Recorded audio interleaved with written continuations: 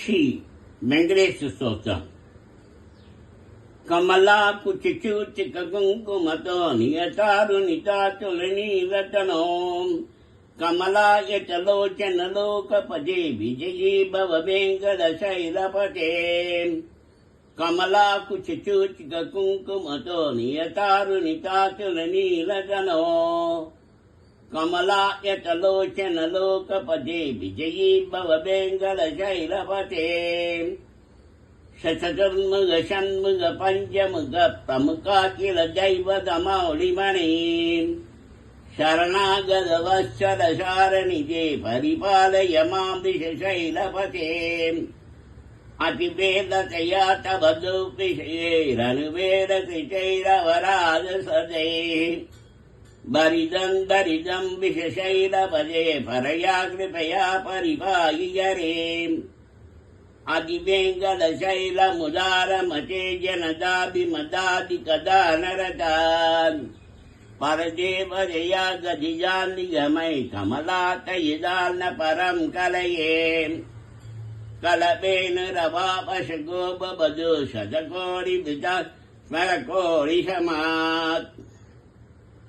परिवल्लभिकाभिमदाशु गदात् वसुदेवसुधान्न परं कलये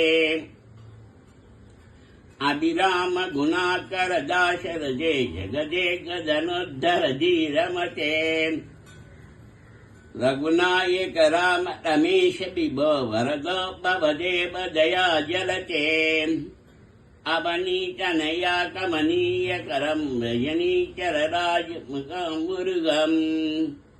रजनीचर राजतमोमिगिरं महनीय मगं रघुराममये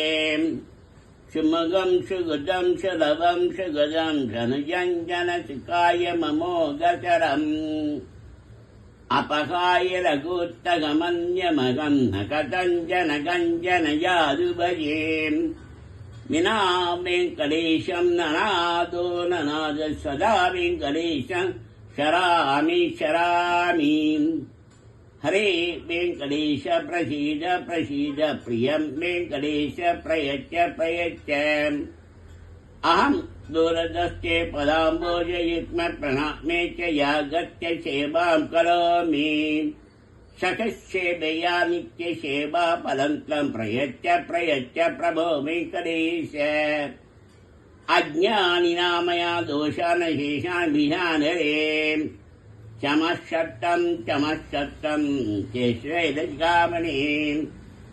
अज्ञानिनामया दोषान् शेषान् विधान हरे